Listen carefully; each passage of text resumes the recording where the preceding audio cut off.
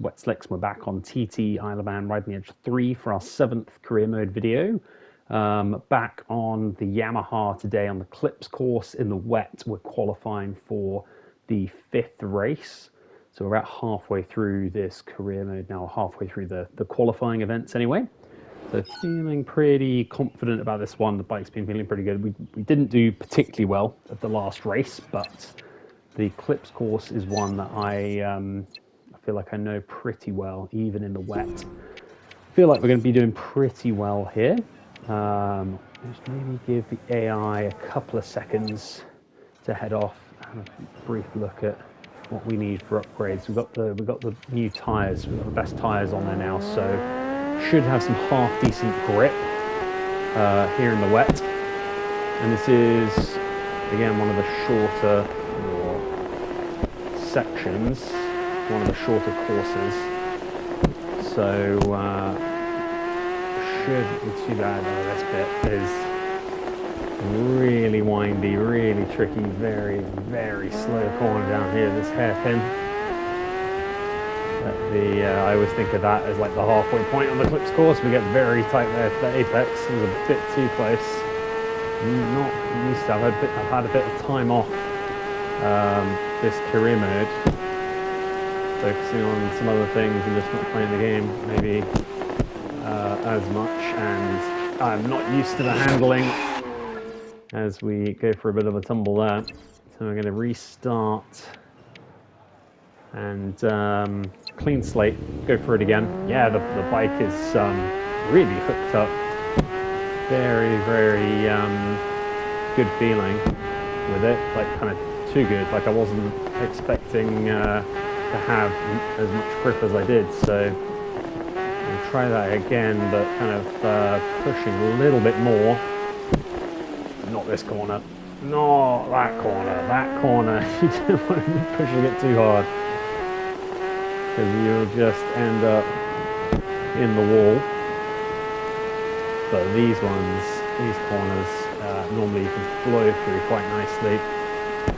Up here, I always really, really love this circuit because always felt like it flowed quite nicely. Step second round here.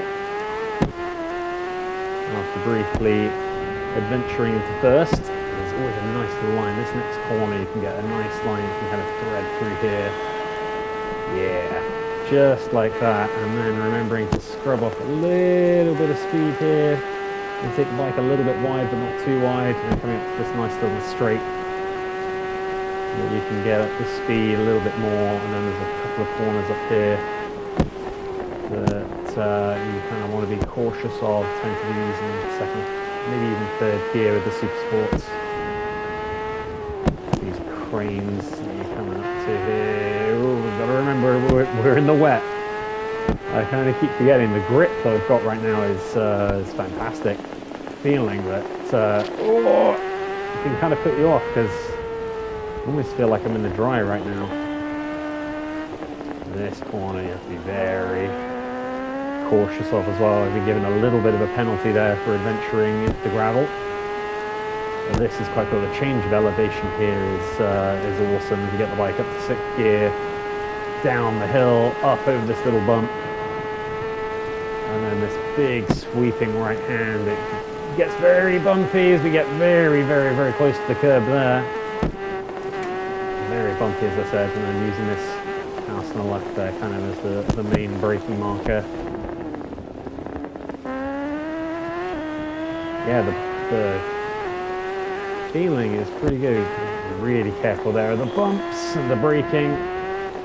Trying to get the bike through this last section as we come back into, I think this is Douglas, sort of main town on the Isle of Man, the capital, I believe. This sort of residential area, and we not picked the brake marker very well there. And over the curbing again. As we came through signpost, that's going to give us another second penalty. We might have to give this one more go. And again, I just don't quite have the feeling that I was looking for. It's a bit too hooked up. You got to remember on clips course as well. You don't go full. We hit the wall coming through Governor's Bridge. You don't go through the nook on the clips course, which is kind of weird. So you go through the Governor's Bridge roundabout instead, and you don't go down through the nook like you do at the mountain. So you can get a little bit more speed through there. In terms of the times, I mean, we haven't done disastrously. We should be further down in theory. I think it's put us 5th as if we hadn't gotten those penalties. This game's still riddled with not exactly game-breaking bugs, but certainly bugs. But we are looking for about a 3-minute 30, so we need to be looking at knocking another 5 seconds off that time. So we will go back to the course, see if we can try and do a little bit better on the AI. It seems that the AI are maybe a little bit better in the wet. We misjudged that completely. Back to the pits. The bike's still spinning around upside down. Yeah, it seems the AI are maybe a little bit better in the wet than perhaps I had given them credit for. We'll give this another go here. Full concentration now. We'll try and push and get those few seconds off. This is going to be interesting. We've got a few riders in front of us here. I think that's one of the Malenko bikes. Maybe going to have to try and overtake on our way around here. Try and get the bike slowed down and get a good run there. That's one. And hopefully the other. There we go. Bike threaded through. That wasn't too bad. Another rider here as we're coming up to this straight. I wonder if we can just get in the slipstream and take him over here, but it's going to be through the bumpy part, and I'm not sure if really this is the most sensible place to be overtaking Joey Thompson, I think that was. But we're through. Over the bumps. Always feels quite scary in the wet. And then getting the bike slowed down. Now he's going to try and go back through on us. And it's neck and neck here as we're coming up to this quite bumpy off-camber corner. It's so tricky in the wet, especially on the brakes there. You have to be so careful with the bike. But somehow we have managed to stay ahead, desperately trying to keep the bike on the road and keep the acceleration through these corners. Generally breaking over that little bump in the road there. And that was a lot nicer coming into signpost. I believe that is there. I'm being a little bit cautious now because I don't want to muck up this particular run. Trying to get a nice line into here. Haven't done it. Damn. Bike was just a little bit upset by what I was trying to do with it there. Coming into Governors. Avoiding that wall that time. And we will go through to the finish line. What's it going to be? I think it's going to be a much better time than what we have done before. Is it going to be enough? We're over the line with 3-minute 24 compared to Davey Todd's 3-minute 26. I think that's going to be a pretty decent time. I'm not sure the AI are going to be able to do much better than that, but let's have a look. Yes, we are on pole position for the next race. We got 2 seconds faster there almost than the AI, and a clean lap in the end with no penalties. So I feel like that was quite a good one in the end. I always seem to be a little bit better when I can follow the riders through. When I can see what the people are doing up front and sort of be able to compare myself to the AI. I tend to do a lot better. It's just kind of easier to see the lines, especially in the wet where I'm maybe not so confident. But what we have now is 46 upgrade points to spend, and I'm wondering here what we should spend it on.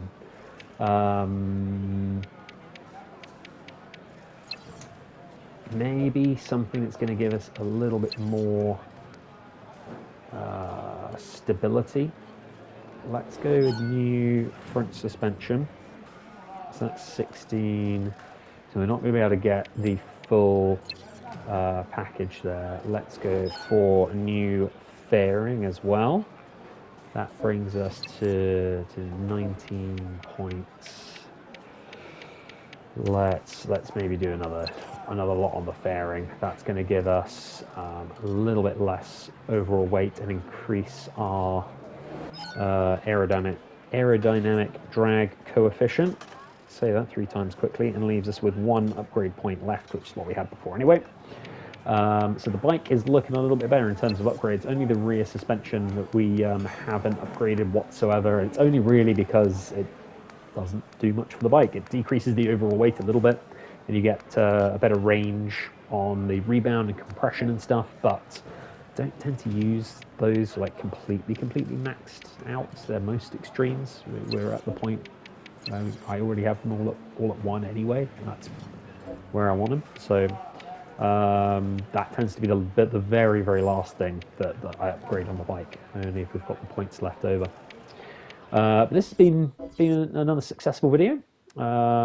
Let's have a look at the next one. So it's going to be another section, a race at Northwest Course Section 1. Does that share anything with the TT? I don't believe so. Maybe very briefly shares part of the mountain, but I think you very quickly come off it and back towards Kirk Michael there.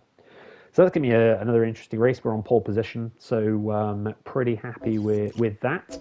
But I hope you enjoyed the video, and until next time, we'll see you soon. Thanks.